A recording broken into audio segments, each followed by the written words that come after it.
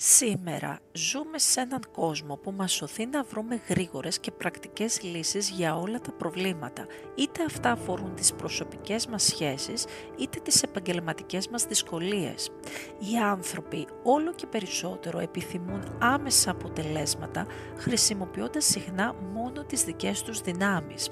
Ωστόσο, όπως μας διδάσκει ο γέροντας Παΐσιος, δεν είναι πάντα η ανθρώπινη λογική που μας οδηγεί στην σωστή λύση. Ειδικά σε δύσκολες καταστάσεις, η πνευματική ζωή και η προσευχή μπορούν να μας δείξουν τον πραγματικό δρόμο. Η ιστορία του Χότζα στο Σινά μας δείχνει πώς συχνά επιλέγουμε τον κοσμικό δρόμο για να λύσουμε προβλήματα. Στην περίπτωση των μοναχών αποφάσισαν να κλείσουν την πόρτα και να αντιπαρατεθούν στο Χότζα. Όμως ο γέροντας Παΐσιος τους υπενθύμησε πως η αληθινή λύση είναι πνευματική, να προσευχηθούν και να αφήσουν τον Θεό να δράσει. Στην σύγχρονη κοινωνία είναι εύκολο να παρασυρθούμε και να αναζητήσουμε κοσμικές λύσεις, αλλά ο γέροντας Παΐσιος μας καλεί να μην στηριζόμαστε μόνο στις δικές μας δυνάμεις. Η πνευματική ζωή απαιτεί από εμάς να ανοίξουμε την καρδιά μας στο Θεό, ώστε να ενεργήσει Εκείνος. Η προσευχή, σύμφωνα με τον γέροντα Παΐσιο, δεν είναι απλώς μία παθητική αναμονή. Δεν περιμένουμε απλά να μας δοθούν λύσεις χωρίς συμμετοχή μας.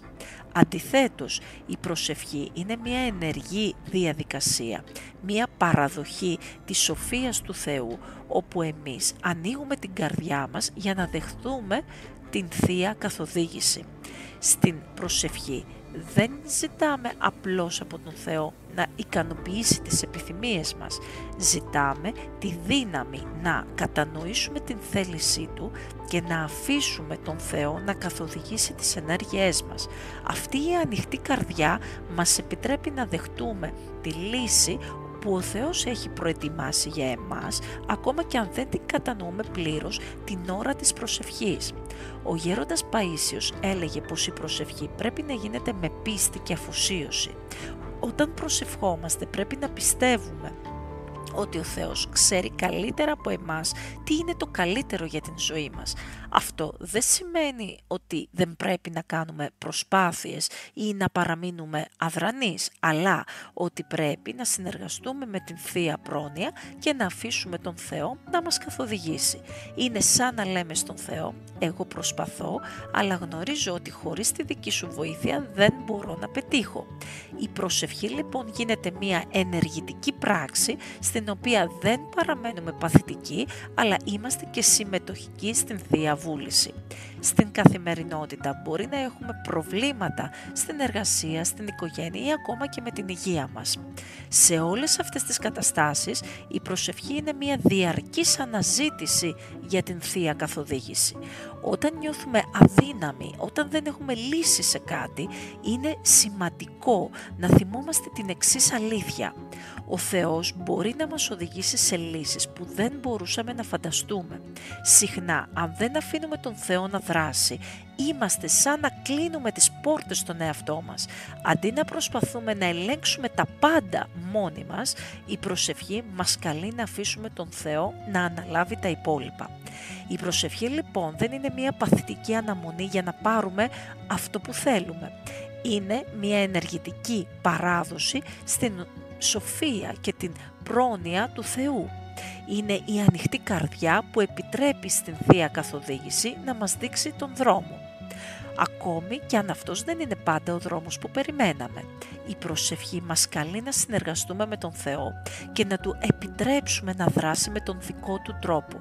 Μόνο έτσι, αφήνοντας τον Θεό να μας καθοδηγήσει, μπορούμε να βιώσουμε την αληθινή ειρήνη και να ανακαλύψουμε λύσεις που δεν μπορούσαμε να φανταστούμε. Η προσευχή είναι το κλειδί για να ανοίξουμε την καρδιά μας στο Θεό και να δεχτούμε τις λύσεις που Εκείνος έχει για εμάς. Ας θυμόμαστε πάντα ότι η αληθινή δύναμη στην ζωή μας βρίσκεται στην εμπιστοσύνη και την πίστη στο Θεό και όχι μόνο στις δικές μας ανθρώπινες προσπάθειες. Εργαλείο είναι η σιωπή. Η σιωπή ως ανοιχτή καρδιά για την Θεία Καθοδήγηση. Ο γέροντας Παΐσιος αναφέρει συχνά την σιωπή και την σημασία της για να μπορέσουμε να ακούσουμε τον Θεό. Δεν είναι απλώς μια σιωπή που προκύπτει από τον εξωτερικό θόρυβο, αλλά μια εσωτερική κατάσταση ηρεμίας και αποδοχής, όπου επιτρέπουμε στον Θεό να μας καθοδηγήσει. Είναι σημαντικό να τονίσουμε ότι η σιωπή δεν είναι απλώς παθητική, είναι μια εσωτερική ετοιμότητα να παραχωρήσουμε τον εαυτό μας στην θέληση του Θεού. Η σύγχρονη πρόκληση για τη σιωπή και την προσευχή στην σύγχρονη εποχή με τις συνεχείς πληροφορίες και τα ερεθίσματα είναι πιο δύσκολο από ποτέ να βρούμε σιωπή. Ωστόσο, η σιωπή είναι το εργαλείο που επιτρέπει την σύνδεση με τον Θεό, να ξεχωρίσουμε τις φωνές και τα ερεθίσματα από την Θεία καθοδήγηση. Η υπερβολική εξάρτηση από τον εξωτερικό κόσμο, όπως τα μέσα κοινωνικής δικτύωσης, οι ειδήσεις και οι συνεχείς αλληλεπιδράσεις, είναι σαν μια αδιάκοπη βροχή ερεθισμάτων που κατακλείζουν την σκέψη και την ψυχή μας.